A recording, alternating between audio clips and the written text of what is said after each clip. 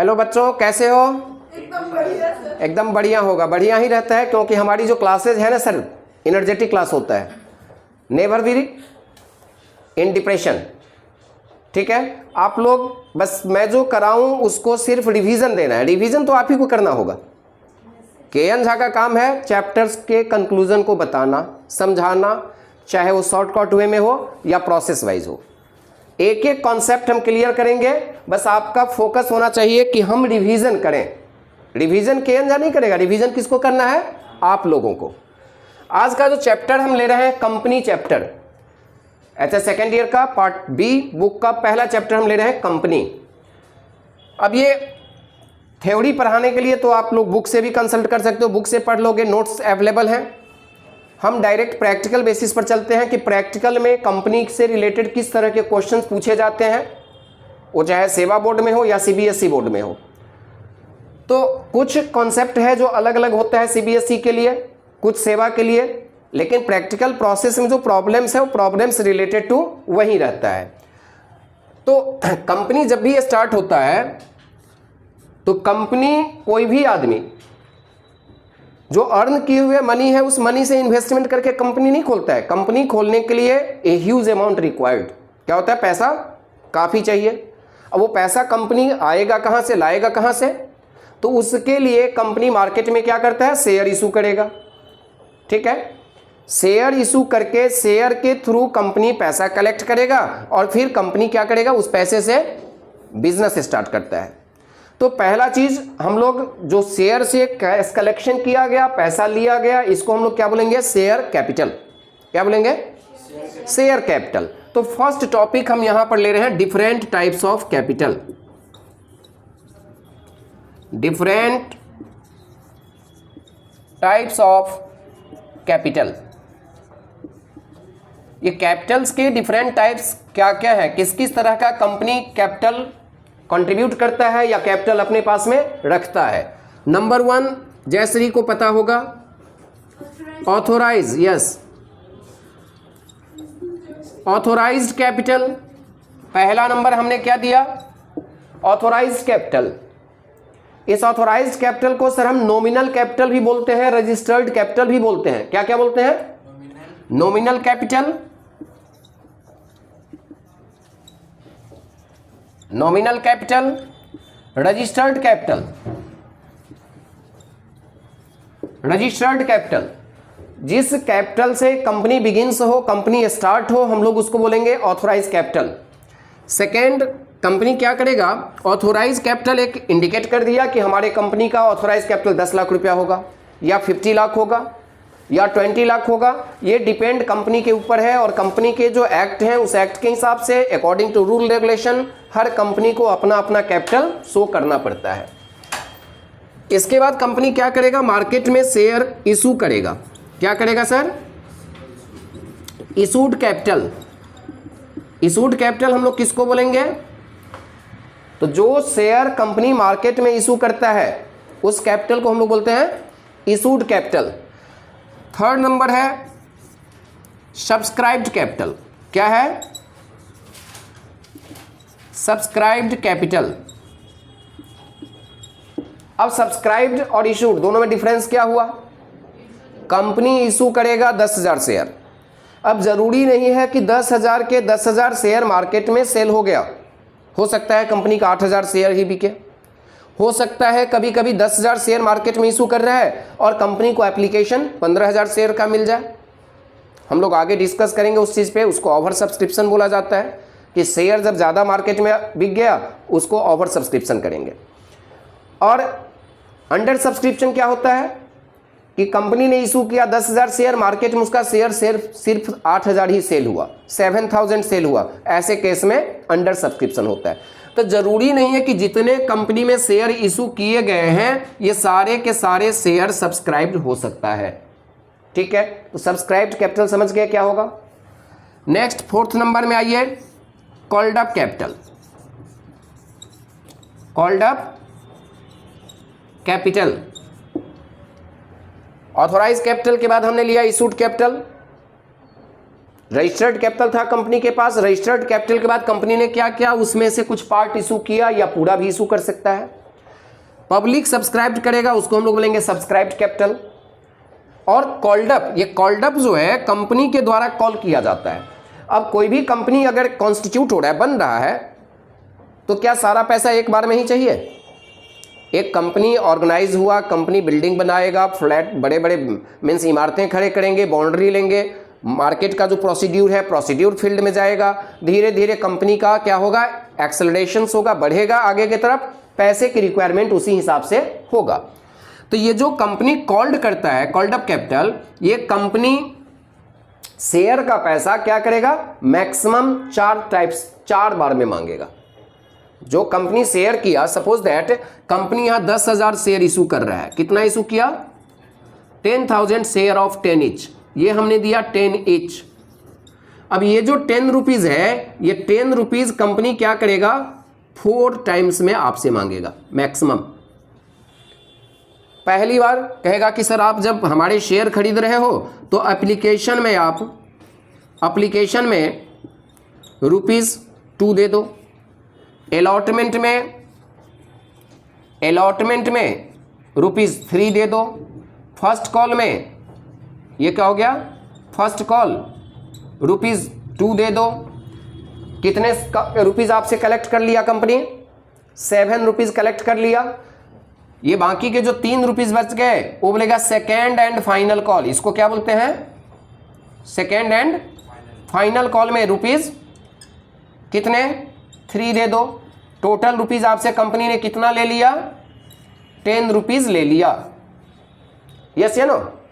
ये 10 रुपीज़ लेने के लिए कंपनी कितने प्रोसेस को पास किया, 4 स्टेप उठाया, 4 step. Number 1 application, second allotment, first call and last one is the second and final call.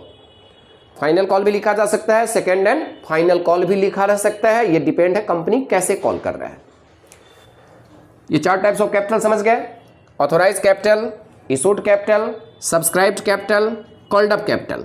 Fifth one is the paid up capital. Fifth one क्या है सर, पेड अप कैपिटल। अब ये paid up capital का अर्थ क्या हुआ कि company ने तो हमें मांगा कि सर आप लोग 10,000 शेयर जो हमसे खरीदे थे ₹2-3 के हिसाब से, time to time company demand करेगा कि आप अलॉटमेंट का पैसा भेजिए, आप फर्स्ट कॉल का पैसा भेजिए, आप फाइनल कॉल का पैसा भेजिए। जरूरी नहीं है कि हर शेयर होल्डर टाइम से पैसा भेज दे। कई ऐसे शेयर होल्डर होते हैं जो शेयर तो खरीद लिए बट जब पेमेंट करने का टाइम आता है फाइनेंशियली वो सपोर्ट उसके पास नहीं है, तो ऐसे केस में क्या करेगा, कुछ पैसा शेयर का ड्यूज रख लेगा या सारे शेयर्स के पैसे नहीं भेज पाएंगे। तो जो नहीं भेज पाया उस शेयर के अनपेड शेयर को हम लोग बोलते हैं कॉल सिनेरियर, हम आगे पढ़ेंगे। लेकिन ये जो पेडअप क्या हुआ, तो जो पैसा कंपनी को मिला, जो पैसा कंपनी को मिला, हम उस पैसे को क्या बोलेंगे सर, पेड अप कैपिटल बोलेंगे। ठीक है, the amount collected from the share holder to the company is called paid up capital. तो ये डिफरेंट टाइप्स ऑफ कैपिटल के अंदर में हमने ले लिया, authorise, issued, subscribed, called up, paid up. No question, यहां तक एकदम कॉन्सेप्ट क्लियर है। अब आइए second step, different types of capital के बाद हम लोग चले। यहां तक तो क्लियर है एकदम सबको, किसी को कोई क्वेश्चन है तो पूछ सकते हैं। चलिए आगे, अब मेन चीज हम लोग चले कंटेंट्स ऑफ द चैप्टर। इस चैप्टर के अंदर जो कंपनी हमने लिया शेयर पार्ट, इस शेयर पार्ट के अंदर में हम लोग जो टॉपिक स्टार्ट करेंगे इसमें क्या क्या कंटेंट्स है, क्या क्या कंटेंट्स हम लोग पढ़ेंगे। तो नंबर 1 शेयर इशूड एट पर, number 2 share issued at discount, share issued at premium,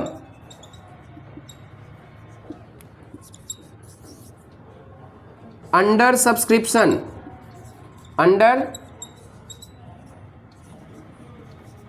under subscription,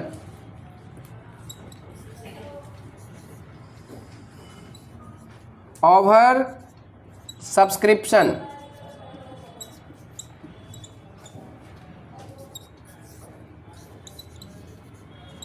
calls in arrear,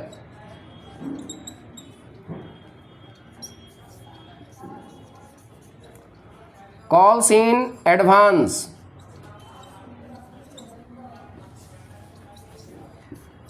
forfeited of share,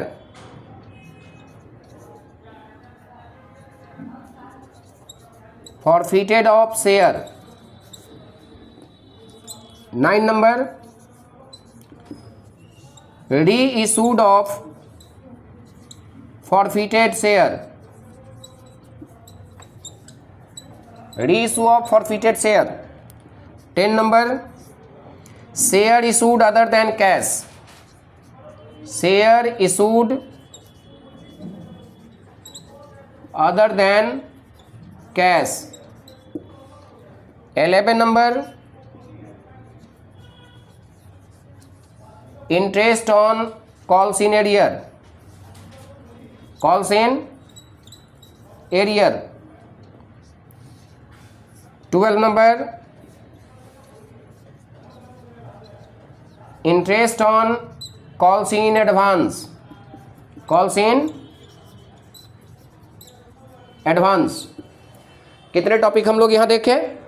share issued at par, share issued at discount.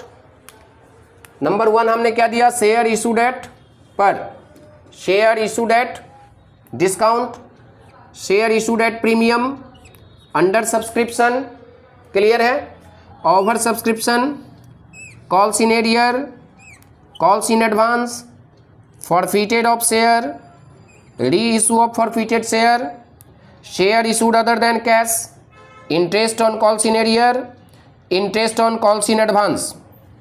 If something remains, कोई contents हैं जो बचे हुए हैं? Yes, expense on reissue. ठीक है. 13 number हम लोग क्या ले लें? एक्सपेंस ऑन री इशू. आप जो री इशू करोगे उसमें कुछ एक्सपेंस वगैरह प्रोसेस होता है. ये 13 स्टेप्स हम इशू शेयर के अंदर में पढ़ेंगे. कोई डाउट है कहीं पर? अब सर पहला नंबर शेयर इशूड एट पर क्या है? मैंने 2 मिनट पहले आप लोगों का एक एग्जांपल दिया था कि 10,000 शेयर ऑफ 10 ईच. कंपनी ने इशू किया कितना शेयर? 10,000 शेयर. क्या रेट में इशू कर रहा है? 10 ईच के रेट से इशू कर रहा है. तो कंपनी अगर फुल वैल्यू में, जो फेस वैल्यू हम लोग का 10 है, 10 की शेयर की रेट से 10 में भी अगर सेल कर रहा है तो हम लोग उसको बोलते हैं इशूड एट पर. मींस जो कॉस्ट है उसी कॉस्ट पे अगर सेल किया जाए तो उसको क्या बोलोगे? इशूड एट पर. ठीक है. अगर क्वेश्चन होता है 10,000 share of 20 each, 5 on application, 4 on allotment, 6 on first call, 4 on final call, इस तरह से अगर सारे शेयर को हम लोग ऐड कर दें रुपीज को तो 20 के 20 ही रेट आ रहे हो. इट मीन्स ये शेयर है इशूड एट पर का. No doubt. अब जरूरी नहीं है कि हर कंपनी का रेपुटेशन हाई हो मार्केट में. कंपनी कहीं नई नई लॉन्च होती है तो वहां पे क्या होता है, उसका रेपुटेशन गुडविल उतना बना नहीं है, तो गुडविल नहीं होने के कारण कंपनी को कभी कभी शेयर लॉस में बेचना पड़ता है, कम रेट में बेचना पड़ता है. तो जब शेयर को कम रेट में बेचा जाए तो हम लोग उसको बोलेंगे share issued at discount. It means क्या कि 10 का माल था लेकिन उसने सेल कर दिया कितने में सर? 9 में. रियल वैल्यू क्या था इसका? रियल रेट था 10. ये रियल रेट है, ठीक है ना? रियल रेट 10 है, जबकि इसको सेल कर रहा है कितने में? 9 में कर रहा है. इसका मतलब ये क्या हो गया? डिस्काउंट पे कंपनी ने माल को बेचा. क्लियर? नेक्स्ट हम लोग देख ले प्रीमियम. अब प्रीमियम का मतलब होता है ओवर. प्रीमियम मींस क्या है? ज्यादा रेट लेके. कंपनी का रेट था 10 का लेकिन कंपनी इसको बेच रहा है 11 में, 12 में. Means more than face value.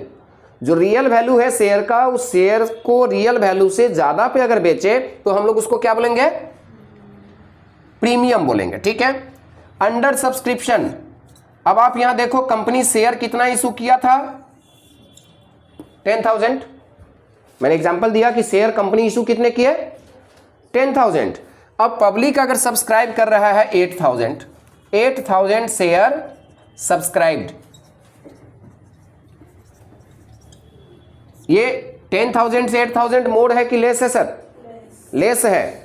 तो when issued share is more than the subscribed share that is called under subscription.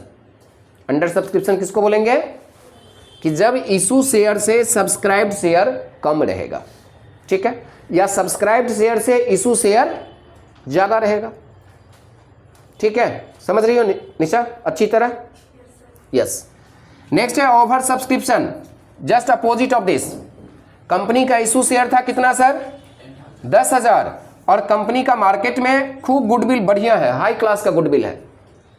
Public 12,000 के लिए अप्लाई कर दिया, बोला सर हम सबके सब शेयर लेंगे। अब बोलोगे सर कैसे, ऐसा कैसे होगा, कंपनी तो इशू 10,000 शेयर कर रहा है, 12,000 बिकेगा कहां से? तो सर 12,000 शेयर नहीं बिक रहा है, 12,000 एप्लीकेशन बिक रहा है। 12,000 क्या हो रहा है, एप्लीकेशन बिक रहा है। एक कॉलेज है, सीट है कॉलेज में 500, ठीक है, एडमिशन टाइम में नोटिस निकाला जाता है कि admission is going on, form submission date is this to this. तो देखते होंगे कि एक 500 सीट जिस कॉलेज में है उसमें 1,500, 2,000, 4,000 एप्लीकेशन आ जाता है। इसका मतलब कि सारे बच्चों का एडमिशन थोड़ी लेना है, एडमिशन तो उतना ही लेगा जितना उसके पास में सीट है, या हो सकता है कुछ सीट एक्सटेंड कर दे। तो कंपनी भी ऐसे क्या करता है कि इशू तो 10,000 शेयर किया, लेकिन पब्लिक सब्सक्राइब कर दिया 12,000 शेयर। अब हो सकता है कंपनी इसमें से शेयर को रिजेक्ट कर दे, या हो सकता है उसको यूटिलाइज करे।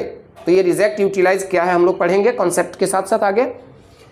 यहां इशू शेयर से जब सब्सक्राइब्ड शेयर ज्यादा हो जाए तो हम लोग उसको क्या बोलेंगे, ओवर सब्सक्रिप्शन। कि when subscribed share is more than issued share is called over subscription. एक एक चीज को सर सुंदर से समझिए, दोबारा पढ़ने की जरूरत ना पड़ेगी, ठीक है। ओवर सब्सक्रिप्शन समझ में आ गया सबको, अंडर सब्सक्रिप्शन समझ गए। अब नेक्स्ट हमारा टॉपिक क्या है, कॉल्स इन एरियर। हमने 2 मिनट पहले डिस्कस किया कि जितने मार्केट में शेयर कंपनी का बिक गया, जरूरी नहीं है कि टाइम टू टाइम हर शेयर का पैसा हर शेयर होल्डर पेमेंट कर रहा हो। मान लीजिए रोहित 10,000 शेयर खरीद लिया ऑफ ₹10 ईच में से 2 वैल्यू 10 ईच का। अब कंपनी जब फर्स्ट कॉल का पैसा मांगने लगा उसके पास में पैसा है नहीं, तो वैसे केस में क्या करेगा, 9,000 शेयर का पैसा दे दिया, 1,000 शेयर का पैसा ये नहीं दे सका। तो जिस शेयर का, जितने शेयर का पैसा कंपनी को नहीं मिला, such amount is called calls in arrear. समझ में आ गया? The amount which is not received by the company is called calls in arrear. Amount not received by company, या इसको दूसरे सेंटेंस में लिख सकते हैं कि the amount not paid by the share holder to the company is called calls in arrear. Calls in arrear समझ गई बेबी? कि जो पैसा कंपनी नहीं दे सका, कंपनी को नहीं मिला, कहां से, शेयर होल्डर से, उस अमाउंट को हम लोग बोलेंगे calls in arrear. The amount which is not received by the company from the share holder that is known as calls in arrear. अब है कॉल्स इन एडवांस, ठीक है। अब शिवम जैसा लड़का हो, खूब पैसा है भाई, भगवान खूब दिया है, तो सोचा क्यों टेंशन रखें, कंपनी एप्लीकेशन का पैसा मांग रहा है, चलो अलॉटमेंट का भी कुछ पैसा एक्स्ट्रा भेज दो। फर्स्ट कॉल का पैसा मांग रहा है, चलो फाइनल कॉल के हिस्से से भी 2-4 हज़ार एक्स्ट्रा भेज दो। तो when excess amount paid by the share holder to the company, क्या लिखेंगे हम लोग कि when excess amount paid by share holder to the company, this excess amount is called calls in advance. ठीक है ना? Excess amount received by company before call, call करने से पहले ही उसको पैसा मिल गया। कॉल किया, फर्स्ट कॉल किया, बोला फाइनल कॉल का पैसा सर ले लीजिए, मेरे पास पैसा काफी है, हम रेस्ट नहीं करेंगे। तो excess amount receive by company for call is called, before call is called, क्या बोलेंगे उसको, कॉल्स इन एडवांस। अब आइए सर फॉरफिटेड, ठीक है। ये फॉरफिटेड क्या होता है? निशा किसी शेयर का पैसा नहीं दे सकती है। सपोज दैट फर्स्ट कॉल का पैसा नहीं दिया, फाइनल कॉल का पेमेंट नहीं किया, तो ऐसे केस में हम लोग क्या करेंगे, इसके इंतजार में तो कंपनी नहीं बैठा रहेगा, कंपनी को मनी चाहिए, क्योंकि कंपनी स्टार्ट हुआ, शेयर बेचा, क्यों? To earn the money, to build the company, company बनाने के लिए, प्रॉफिट अर्न करने के लिए। अब ऐसी सिचुएशन में कंपनी को पेमेंट ही अगर ना मिले तो फिर कंपनी खोलेगा क्यों? तो कंपनी क्या करेगा, निशा जैसे बच्चों का शेयर सीज कर लेगा, जब्त कर लेगा। क्या कर लेगा? जब्त कर लेगा। बोलेगा you have no need to stay in the company. ठीक है, आपका शेयर सीज किया जा रहा है। बिफोर, उससे पहले क्या होगा, एक नोटिस प्रोवाइड की जाती है, कंपनी नोटिस भेजेगा और उस शेयर को जब्त कर लिया तो the amount which is not received by company, such types of share is taken back by the company, seize by the company, such process is called forfeited of share. समझ गए? फॉरफिटेड ऑफ शेयर किसको बोलेंगे? कोई share holder समय से पैसा नहीं दे सका, उसके शेयर को कंपनी स्टोर करके बैक करके ले लेगा और बोलेगा अब आपको इस कंपनी के पीछे कोई राइट नहीं है। ठीक है, तो इस तरह के शेयर को बोलेंगे फॉरफिटेड ऑफ शेयर। नाउ है री इशू ऑफ फॉरफिटेड शेयर। मानो निशा 1000 शेयर लिया था, 1000 शेयर, और unable to pay on final call, unable to pay on final call, final call पे ये नहीं दे सकी थी, जिसके कारण कंपनी शेयर को क्या किया, सीज कर लिया। तो कंपनी को तो पैसा चाहिए, तो अनीशा से, अब जैसे कोचिंग सेंटर है मान के चलिए, तो कोचिंग सेंटर में कुछ स्टूडेंट्स हैं, हो सकता है एक स्टूडेंट कोई पेमेंट नहीं कर रहा हो, हमने वेट किया 1 महीना 2 महीना, उसके बाद हम क्या बोलेंगे, भाई you have no need to come, वो सीट खाली हो गया। अब सीट खाली हो गया तो सीट तो हम खाली नहीं रखेंगे, अगर हमारी डिमांड है, हमारे पास स्टूडेंट है, तो हम क्या करेंगे, उस सीट पर फिर दूसरे स्टूडेंट को ज्वाइनिंग करवा देंगे। तो कंपनी भी क्या करता है, जो सीज शेयर है, इस शेयर को बाजार में फिर से रीसेल कर देता है। क्या करता है? Resale to other share holder, other share holder के हाथों उसको बेच दिया जाता है, जिसको हम लोग बोलेंगे रीसेल ऑफ फॉरफिटेड शेयर, माने री issued of share. Clear? Forfeited और री इशू का कॉन्टेंट्स क्लियर है सबका? एकदम बढ़िया से। यहां तक जितना समझा रहा हूं इससे एकदम कॉमन टॉपिक है सर, बार बार मैं रिवीजन क्लास दे रहा हूं, थोड़ा ध्यान से देखिए। री इशू समझ गए आप लोग। अब है share issued other than cash. ये टॉपिक क्या था? कभी कभी कंपनी में क्या करता है शेयर होल्डर, अब सपोज दैट बॉम्बे की कोई कंपनी है, गुवाहाटी में वो बिजनेस करना चाहता है। ठीक है, गुवाहाटी में उसको ऑफिस चाहिए, अगर वो गुड्स प्रोडक्ट यूज कर रहा है, गुड्स प्रोडक्ट ला रहा है, कैरी कर रहा है, तो उसको ट्रक चाहिए, मोटर चाहिए, कार चाहिए, और मैं एक प्रॉपर्टी डीलर यहाँ का हूँ, तो मैं क्या कंपनी को ऑफर करूँगा कि सर हम अपनी बिल्डिंग दे रहे हैं, इस बिल्डिंग के अगेंस्ट में आप हमको शेयर दे दीजिए। हमने कंपनी को कैश कितना दिया? नहीं दिया, हमने बताया कि बिल्डिंग ले लीजिए और बिल्डिंग की जो कॉस्ट होती है उस कॉस्ट के हिसाब से आप हमें शेयर दे दीजिए। अब वो कंपनी कभी ज़्यादा शेयर देगा, कभी कम देगा, कभी बराबर देगा, ये डिपेंड है कंपनी के रेपुटेशन के ऊपर। ठीक है, तो without use of money if share issued to the, क्या लिखेंगे इसका हम लोग, कि without use of money if share issue by company to the share holder against the assets, that is called share issued other than cash. Meaning समझ में आया? कि इफ कंपनी इशू शेयर किसको, टू द शेयर होल्डर, कैसे, तो without use of money, बिना पैसा का यूज किए हुए, अगेंस्ट देयर एसेट्स, उसके एसेट्स के अगेंस्ट में। हमने बिल्डिंग दिया, हमें शेयर दिया, हमने ट्रक दिया, हमें शेयर दिया, तो बिना कैश अप्लाई किए हुए, कैश का यूटिलाइज किए हुए, अगर कंपनी शेयर बाजार में दे रहा है एसेट्स के अगेंस्ट में, इस तरह के शेयर को हम लोग बोलेंगे share issued other than cash. Clear है? 10th नंबर पोजीशन, यस या नो? अब आइए interest on calls in arrear, interest on calls in advance. Calls in arrear हमने अभी ऊपर बताया क्या था, कि कोई शेयर होल्डर है जो पैसा नहीं दे सका, वो शेयर होल्डर बोलेगा सर मैं 2 महीने बाद में आपको पैसा दे रहा हूँ। ठीक है, तो कंपनी कहेगा ठीक है कोई प्रॉब्लम नहीं है, मुझे पैसा दे दीजिए, लेकिन उसका जो इंटरेस्ट बनता है साथ में हम आपसे इंटरेस्ट भी लेंगे। तो कॉल्स इन एरियर पर कंपनी क्या करेगा, इंटरेस्ट लेगा, और कॉल्स इन एडवांस पे कंपनी क्या करेगा, इंटरेस्ट देगा। कॉल्स इन एडवांस पे कंपनी क्या करेगा, इंटरेस्ट देगा, क्योंकि एडवांस में हम लोग पैसा दिए थे और एरियर में हम लोग पैसा कंपनी को नहीं दिए थे, तो नहीं दिए इसलिए मुझे एक्स्ट्रा चार्ज देना पड़ा, और हमने बिफोर पेमेंट किया इसलिए कंपनी हमें क्या करेगा, उसके अगेंस्ट में कुछ इंटरेस्ट प्रोवाइड कर देगा। तो interest on calls in arrear, interest on calls in advance, clear है। Next 13 number is the last topic. जो ये लास्ट टॉपिक हमारा है सर, ये लास्ट टॉपिक में हमने दिया एक्सपेंस ऑन री इशू। री इशू शेयर का कब होगा, जब फॉरफिटेड होगा। फॉरफिटेड कब होगा, जब कॉल्स इन एरियर होगा। कॉल्स इन एरियर हो तभी फॉरफिटेड हो सकता है, फॉरफिटेड जब होगा तभी री इशू हो सकता है, और री इशू जब होता है फिर से दोबारा दूसरे पार्टी को हम शेयर दे रहे हैं, तो उसमें क्या होता है, कुछ लीगल प्रोसीड्यूर फॉलो करना पड़ता है। किसी और शेयर होल्डर के नाम से शेयर था, अब वो शेयर को ट्रांसफर किसी और शेयर होल्डर के नाम में करने जा रहे हैं, तो ऐसे सिचुएशन में कुछ एक्स्ट्रा चार्जेस लिया जाता है, कुछ एक्स्ट्रा चार्जेस लगता है, जिस एक्स्ट्रा चार्जेस को हम लोग बोलते हैं एक्सपेंस ऑन री इशू। ठीक है, तो the amount which is expense by the company during the reissue of share, such types of amount is known as expense on reissue. तो that was the contents of this chapter. इस share के chapter के अंदर में हमें ये 13 concept पर अगर कमांड है, फिर हम लोग आराम से कंपनी के किसी भी क्वेश्चंस को इजीली कर सकते हैं without any problem. Is it clear?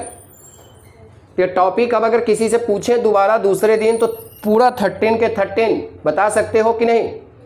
बताना पड़ेगा, ठीक है ना सर, बताना पड़ेगा, क्योंकि मैंने एक एक स्टेप बताया, समझाया, ना समझने की कोई बात ही नहीं है।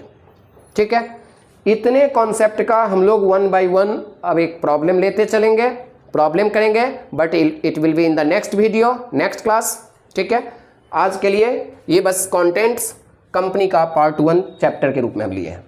ठीक है, all of you are okay?